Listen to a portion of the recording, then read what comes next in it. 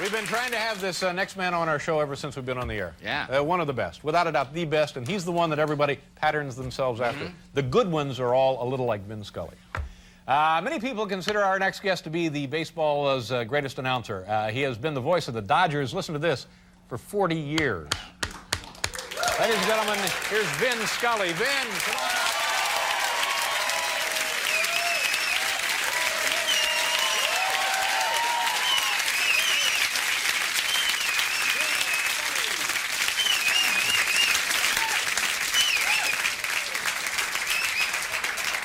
Delighted to follow Charles Grodin because I'm working on a game show called The Prince is Right. I appreciate that, Vin. You know, having you out here, it's literally like having an encyclopedia of the sport and also part of American culture.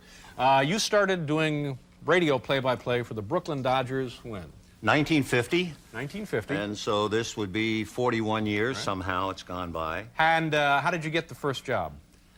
Well, I'll never forget coming home, and my mother, who was red-haired, Irish, and 89 now, I came in the house, and I was still a kid, and she said, "You'll never guess who called." And I said, "Who?" And she said, "Red Skelton." Wow, Red Skelton. And I finally found out it was Red Barber, and that was the beginning. That was the beginning of going to work for the Dodgers. Did Red Skelton ever call your mom? No, funny thing, not to my knowledge anyway. This subject never came up. Now, I don't know your age, but I'm guessing you were a kid when you took that first job, right? Well, yes. I was very small. In fact, there's a line from Mame where one lady says to the other, real bitchy type, "Just how old are you?" Yeah. Well, how old do you think I am? And she said, "Somewhere between 40 and death." So, you know, that's... Yeah, but what were you doing now? I mean, in those days, to get that job, to be radio play-by-play as the assistant to Red Barber, I guess, that was magic and unheard of. Oh, yeah. So how were you in a position to even, you know, call them or to even get Well, in the very booth? quickly, I had gone to Fordham University here in New York, worked on the radio station, auditioned and got a job with CBS in Washington. Did almost everything there. I had some letters of introduction to people to keep me alive until the following February when I was going to go full-time. One of the letters was to Red Barber, and he said, "Gosh, we don't have anything. I'm rushing to meet my wife." And I said, "I understand. And, you know, leave your name, etc." And that was the beginning. It actually happened. Yeah. That's truly amazing. We were talking about this afternoon.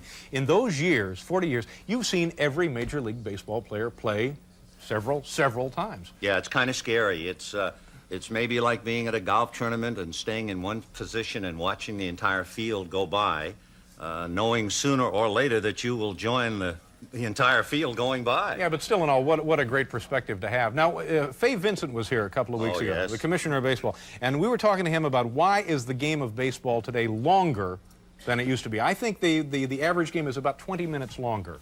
There are probably several considerations. Number one, because the starting pitchers no longer complete games. Yeah, that's what he said, relief pitchers. They are truly starting pitchers, so now you have a parade of pitchers coming from the bullpen. Number two, they run so much more than in the old days. 1950, Dom DiMaggio led in stolen bases with 15. Well, nowadays, with everybody running, the pitchers throw over to first 208 times. The catchers call pitch outs. And then there's a third consideration, and this would be several years ago. In order to get enough revenue to pay the accelerated salaries, baseball allowed the sponsors to take a little more time. I think now on a network telecast, on a cable telecast, it will be 2 minutes after every third out. So if you take 2 minutes after every third out, you're talking roughly about 18 more minutes. Now you have a game that's 20 minutes longer. So they're looking to pay the bills is one of the, sure. maybe the main reason why it's a little longer. Any talk to going to 7 innings? Oh, no, no, that's a mark of the minor leagues, and it will forever be. Now, let's talk a little bit about how you prepare. What is the first thing you do? Now, you're going to Shea to do a game tonight. What will you do when you get there? Now, I know you've been to Shea Stadium many times before, but you can't take this for granted. You go there, what will you do? Well, you know, first of all, I was thinking before, it's a lot like Shea being here. It's noisy, enthusiastic. There's everything here but the airplanes flying overhead. Right, yeah. And it's as cold, Yeah. I would say. It's, I mean, it's a real nice place here. Yeah. So I've already got my basics in right Yeah, there. right. But also, my job now is an accumulative thing. All the time that I'm on the road, let's say I'm in Montreal and I'm in Philadelphia, I'm reading about the Mets. And I'm making notes and lifting things out of the papers. And I have a press guide. And so when I get to the ballpark, I will go and visit with the managers and the coaches. Do they like to see you? Is that usually a friendly visit? Oh, yeah, very. Yeah. Oh, very. Yeah, very much so. And I usually have only a basic question. Is there anyone hurt? Is there anyone I might expect to see who can't play? Because I don't want to wind up saying, I don't understand why he didn't use so-and-so to pinch hit. You want to know. Find out he's, in the hospital or something. You ask where the buffet is? I know where that is. Yeah, You know local knowledge. I go right to the press room. Now, I know this from listening to your broadcasts in Los Angeles. You don't really get to know the players on a social level. You don't go out with the team. Oh, no. No, I don't want to get too close because I'm afraid maybe friendship might somehow twist color and your color objectivity. my objectivity, so I don't do it. Now, what happens 2 years ago when the Dodgers in that unbelievable World Series, the Kirk Gibson, that's an image that I think is still vivid in every baseball fan's mind. When he's up there gimpy and he hits that home run. So the Dodgers win. They were underdogs. Now, didn't you want to be a part of that celebration? Oh, sure. Absolutely. I mean, I'm not a machine. I'm a human being, and I know the Dodger players more than the other players. I try very hard to go down the middle.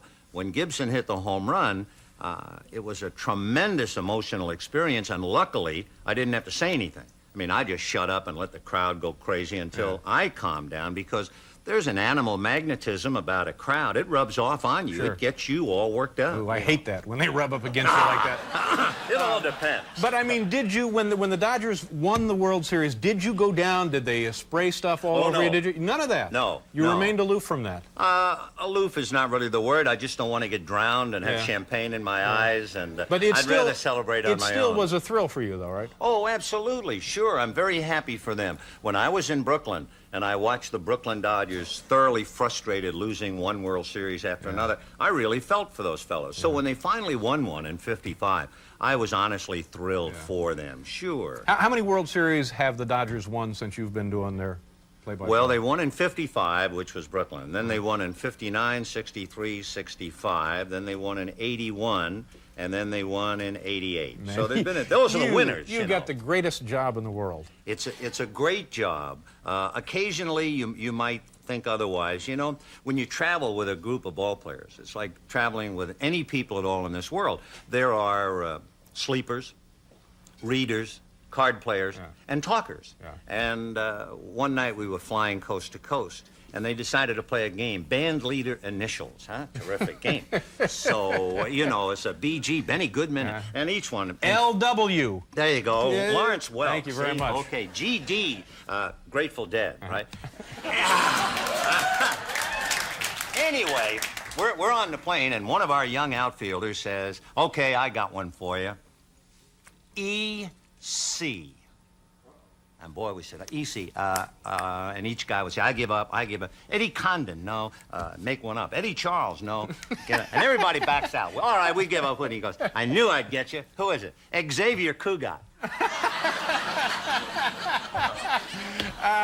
Have a good game out there at Shea tonight, Vin. Thank you very much for coming by. Vin Scully.